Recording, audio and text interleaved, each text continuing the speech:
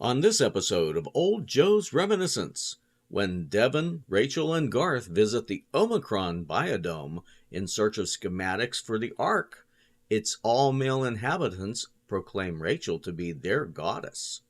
John Colicos and Barry Morse are the special guest stars.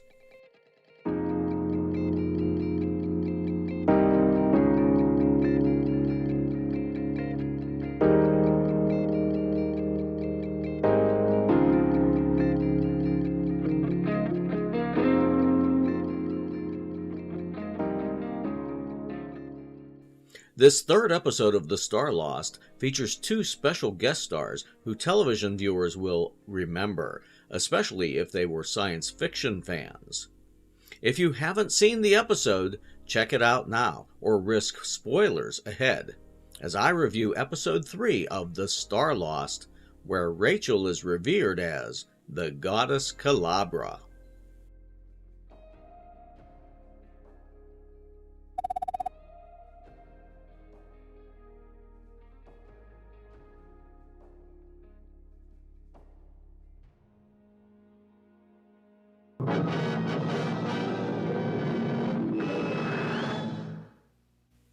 The show opens with a particularly obvious miniature set piece. Our three main characters show up at a new dome, with Devon carrying some sort of paper, possibly a map. Garth doesn't seem to be too happy to be following a chart. There's a bit of odd infighting. Rachel tells Garth not to be so protective as they all come through the portal.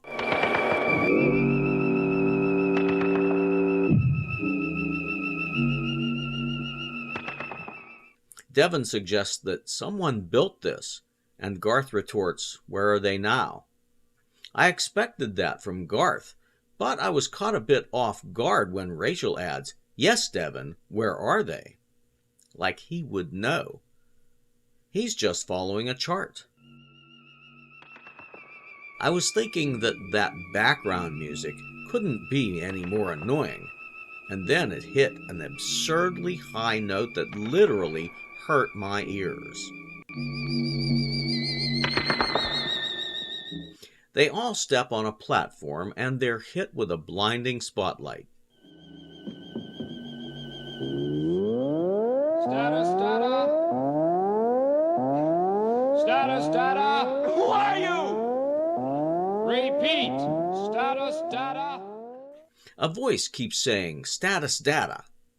They don't know what that means. And I don't think I'd know how to respond to that.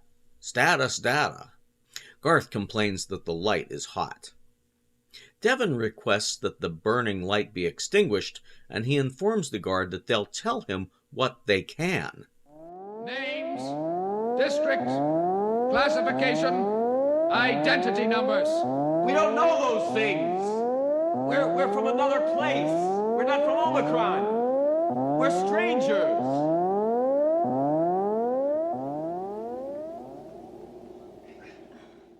The guard fades the light away and introduces himself. He's Captain Grant, government house guard, played by Canadian actor Michael Kirby. He starts spouting regulation numbers. They've broken curfew. Devon says they don't know about the local regulations because they're not from there. It isn't until Devon introduces himself, Garth, and Rachel that the captain notices Rachel. He struggles to say, "You're a woman." You're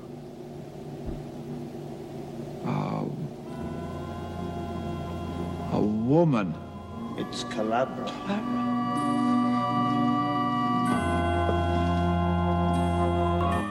Devon, Rachel, and Garth seem confused. It's not possible. Why is everyone kneeling?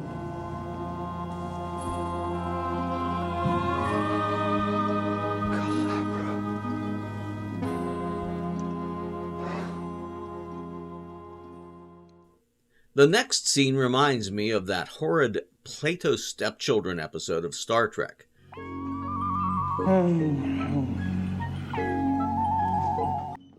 Special guest star John Colicos is playing the unnamed governor. John Colicos was born on December 10, 1928 in Toronto. He began his acting career in the theatre, where he was quite accomplished. He worked for CBC Radio in Canada for a time. He appeared in a few dozen films and more than 100 television episodes in the US and Canada. He often played sinister villains.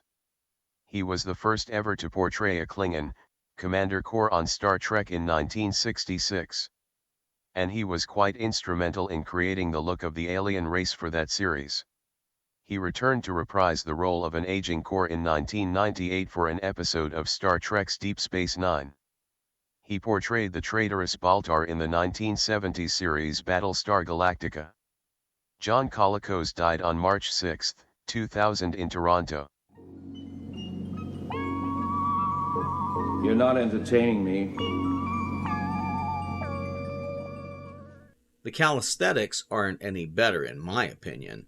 In fact, I think I prefer the dancing. What now? The night guard approaches with prisoners Devon, Garth, and Rachel. Rank and duty. Guard Captain, sire, Night Patrol.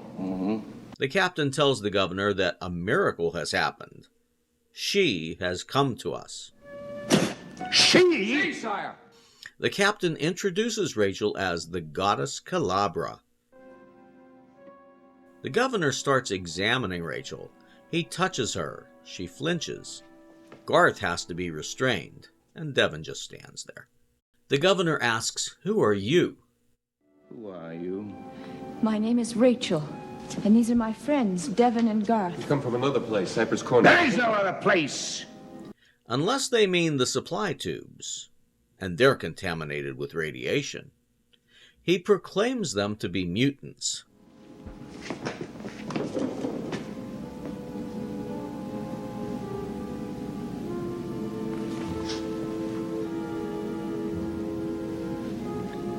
So you're mutants. Devon explains that they are there to warn them that the Ark is in danger and to seek help. The governor silences Devon, and he continues perving over Rachel. I have to confess that if I had never seen a woman, I might react the same way. Just saying.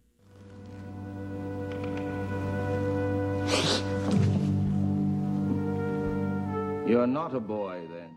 Well, even at the age of 14, I was well aware of the fact that she is definitely not a boy. She wants to know why he's behaving so strangely and why there aren't any women there. Yeah, how does that work? Without women, how do they repopulate? He grabs her arm. Can you really not know?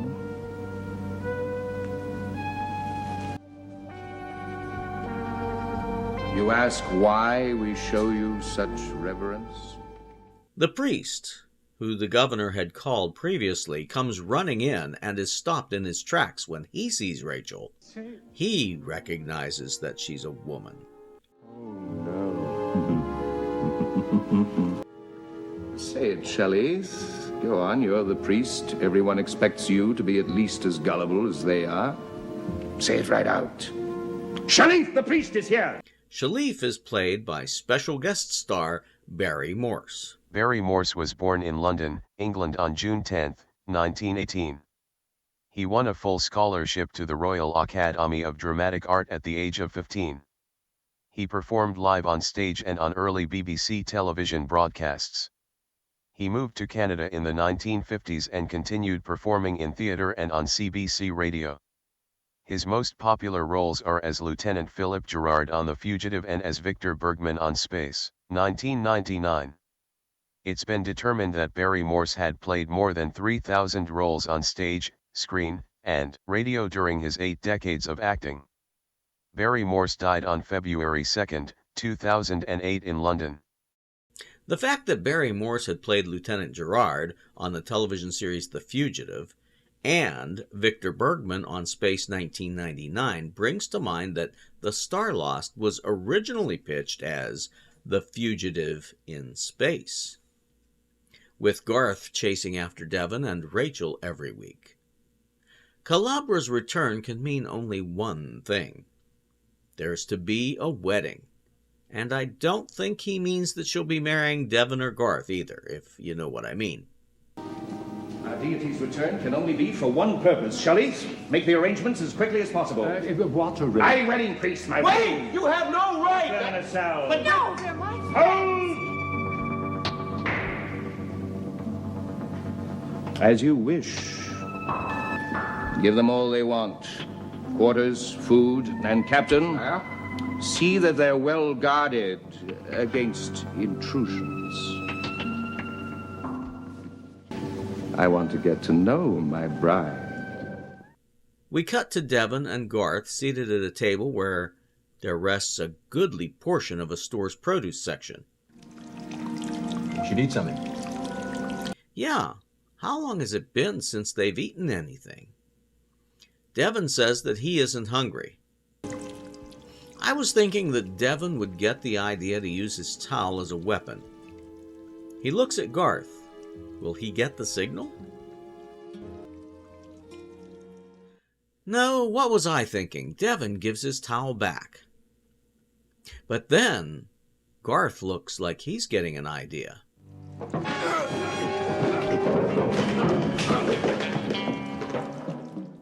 The two subdue the servants in short order. Then, with the fruit strewn across the floor, they hide behind a bulkhead and open the door.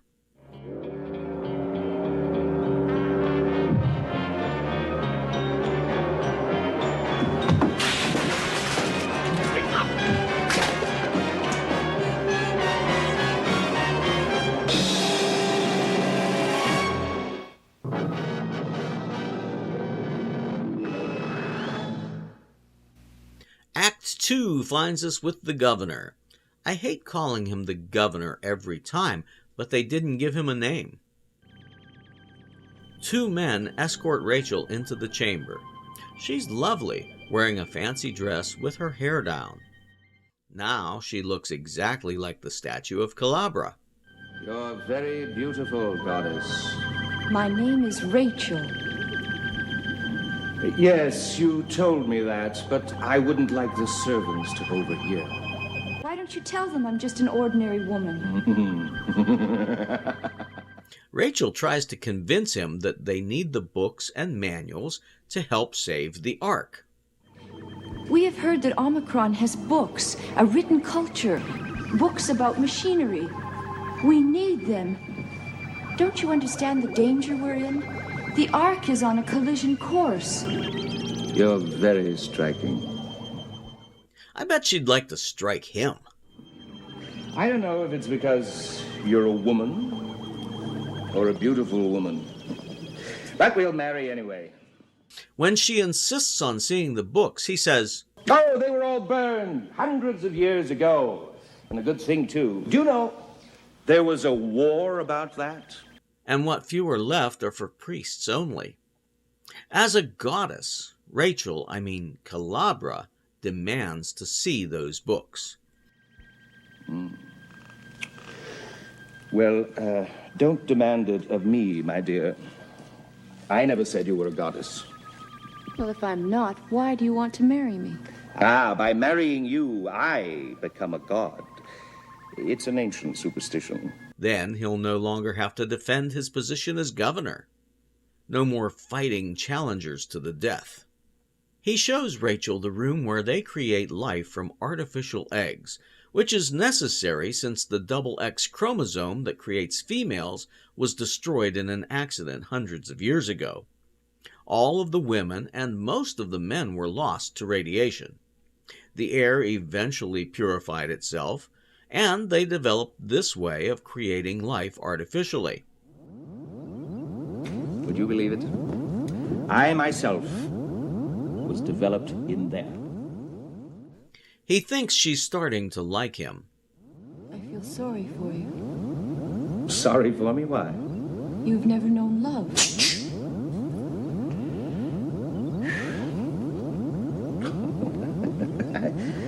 I don't mind if you use the word when no one's around.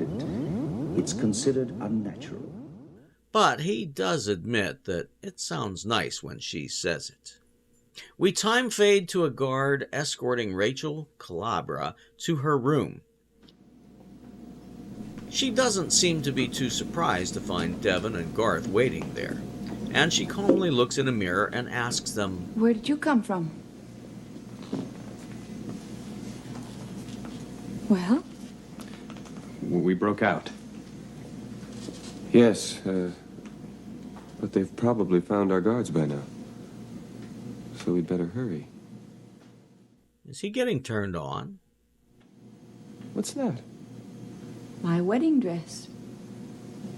Well, you'd better get back into your own things because we... Do you like it? Garth? Yeah, It's nice. it's beautiful. Rachel, we have no time. I don't want to change. I like the dress.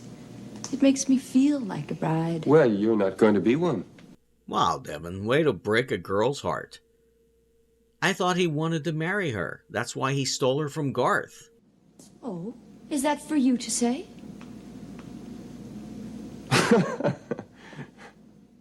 Shalif enters unannounced. Oh, forgive me, goddess. I thought I heard voices. But then I shouldn't be surprised at that, should I? Governor does not believe me divine. Why should you? You don't look like a mutant. There have been no women here since the Holocaust.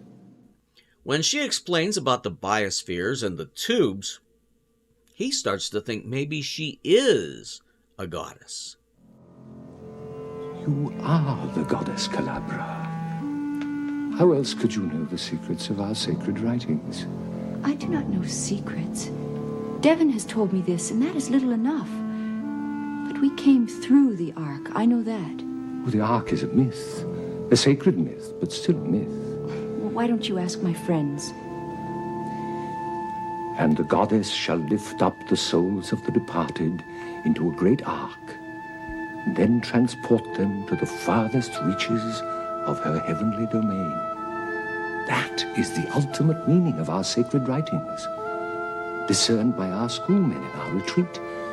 Now, how could I think you less than a divinity when you know what we know?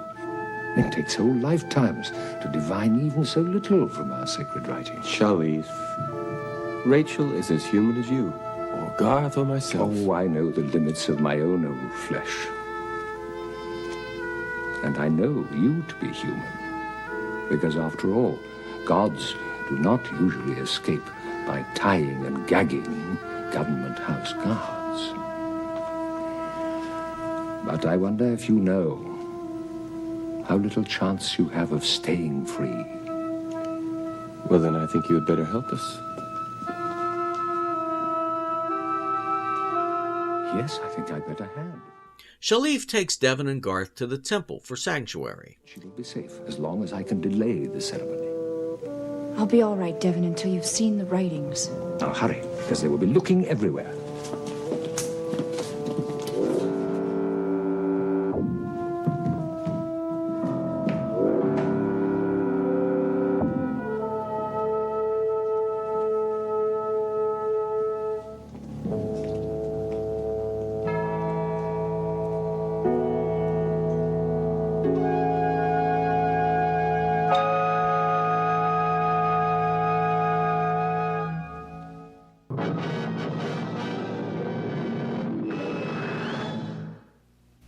In Act 3, Shalif brings Devon and Garth into the temple where another priest gives an apprehensive look.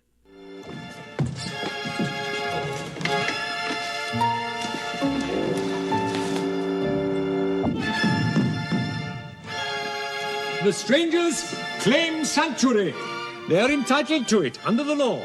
I have the governor's authority to arrest those prisoners. I shall. He tells the other priest, played by Dominic Hogan, that the two may stay, but they are not allowed to see the writings. Well, what the heck good is that? There's a moment of awkward silence as Devon, Garth, and the priest just stand there. Devon and Garth approach the priest from two different directions. Do you know why we are here? For sanctuary. To the monastery, yes. But to Omicron. I've heard it said you wish to examine our sacred writings, but that's impossible. Shalif told you so. Shalif can't seem to understand how important it is. All our lives are in danger. Yours, Shalif's, all the people of Omicron, even those of our own place. Where are the writings? He tells them that even if they did see the writings, they wouldn't understand them. Priests spend lifetimes interpreting a single line. For instance, he shows them a scroll and reads a line. Within the CTR's core, the superconducting magnets are cooled to cryogenic temperatures. Would you perhaps understand that?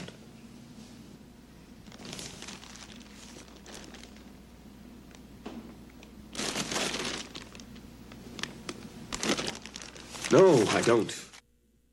Devon is discouraged. He can't figure out what it means. Then he sees additional scrolls stored in tubes on the temple wall.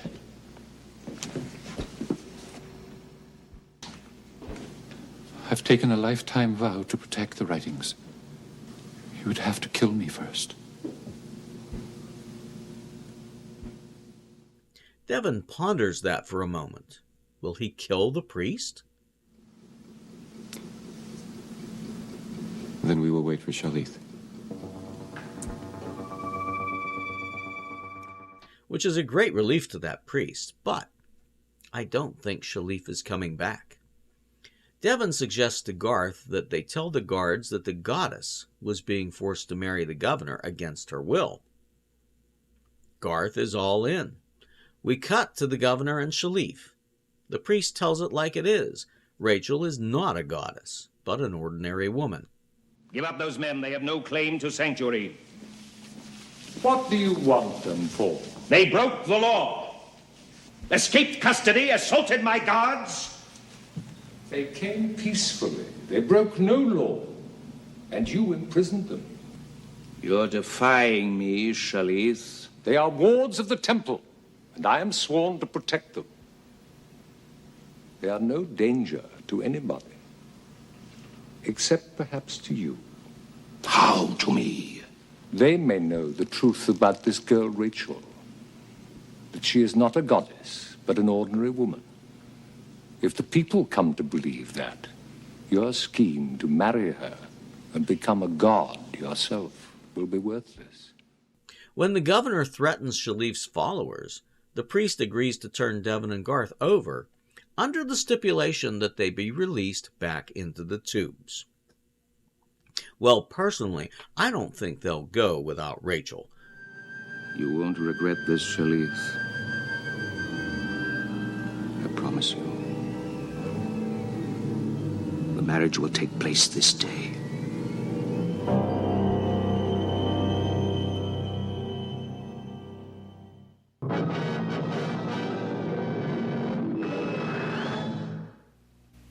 In Act 4, Calabra is brought to the governor.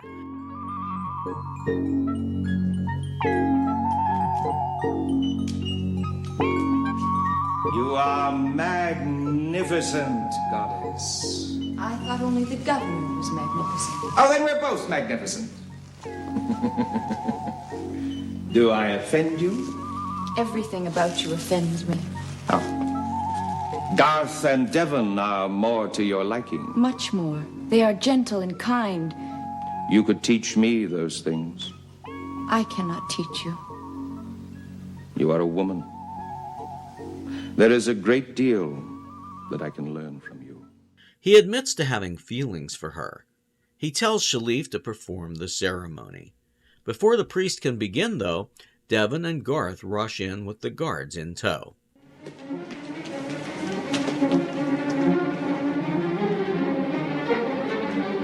Captain, what's the meaning of this? A palace revolt, Governor. Oh. You, Captain, you aspire to take my place on this throne? You think you could stop me from taking your head off with a single blow, as I've done to 20 challengers before you?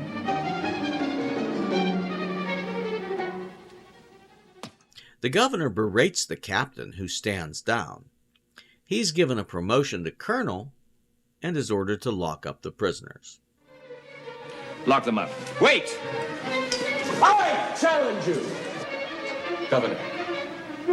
You? You're not even of Omicron!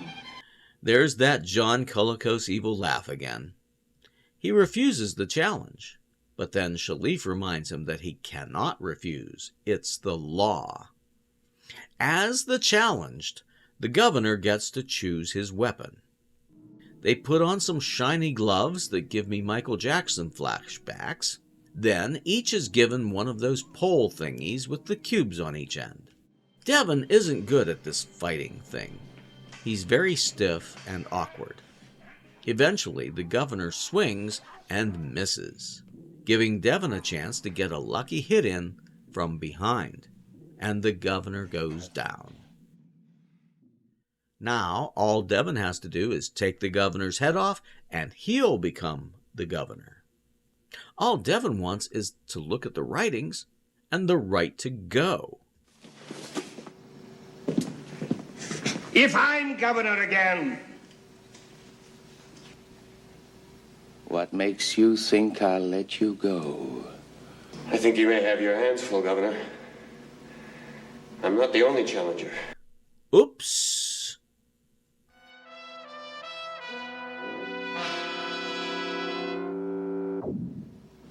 I've done what you wanted, Shalif, but it's a great responsibility revealing these writings to those who have not taken vows. Don't worry, you may show them, but be quick, because you must go. Shalif. What is this? There's nothing here. Nothing here at all, except column after column of figures. These are our sacred writings. You are not a priest. How could you hope to know their meanings without a lifetime of study? Yeah, something strange. I see shapes underneath the figures. It looks like the Ark. Ark? Now, there is another of our writings, which might help you find what you're looking for. Very ancient, passed down to us. It goes, and should it come to pass that the domain of the goddess whence comes all direction be consumed, then shall she seek out her new domain in the nethermost regions of her great ark. They somehow come up with the conclusion that there's a backup bridge. When guards start pounding on the doors, Shalif takes them out the back way to the portal. They step on that platform again, and this time it's the governor who shines that heat lamp on them. One moment, please. Governor, they are in all truth our friends. I beseech you. No priestly petitions, Shalif. As one of my old comrades, I wish you had stayed to see how I handled those other challengers. He was able to defeat his challengers, at least any of the ones who dared fight him, and he's back in power. He learned something today, though. Mercy. So he lets them go, and Shalif promises to pray for them.